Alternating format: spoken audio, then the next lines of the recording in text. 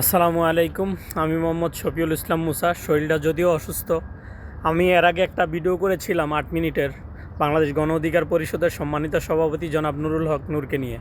বাংলাদেশের প্রশাসন, police, RAB, সেনাবাহিনী যেভাবে ওনার উপরে যে অত্যাচার করেছেন, উনি বাংলাদেশের হাসপাতালে ভর্তি ছিলেন দীর্ঘদিন। চিকিৎসা শেষে হয়তো উনি বাসায় আছেন, কিন্তু অত বেশি সুস্থ না।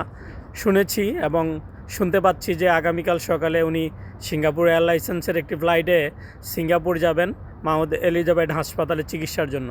হয়তো চিকিৎসা শেষে উনি দেশে ফিরে আসবেন, কিন্তু যে অত্যাচারটা ওনার উপরে করা হয়েছে, যে টর্চারিংটা ওনার উপরে করা হয়েছে, এটা বাংলাদেশের মানুষ আজীবন মনে রাখবে, রাজনীতিবিদরাও আজীবন মনে রাখবে। বাংলাদেশের রাজনীতি করেন নিজের জন্য। বাংলাদেশের যে ক্লান্তি লগ্ন চলছে এখন বাংলাদেশের, আমি দোয়া করি নুরুল হক নূরের জন্য, উনি যেন সুস্থ হয়ে আবার রাজনীতির মাঠে ফিরে আসেন। কিন্তু বাংলাদেশের সুস্থ ধারার রাজনীতি হোক, এই কামনা করি।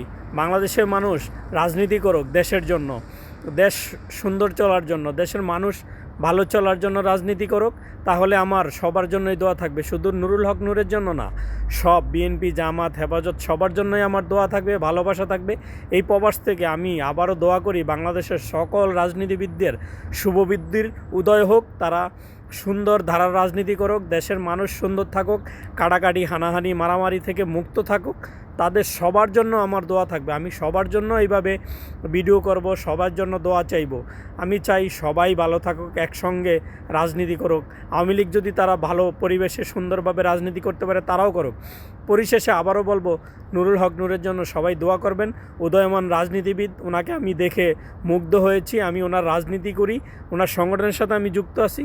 আবারও দোয়া করি নুরুল হক নূর আগামীকাল সিঙ্গাপুর সফর, সিঙ্গাপুরে যাবেন চিকিৎসার জন্য।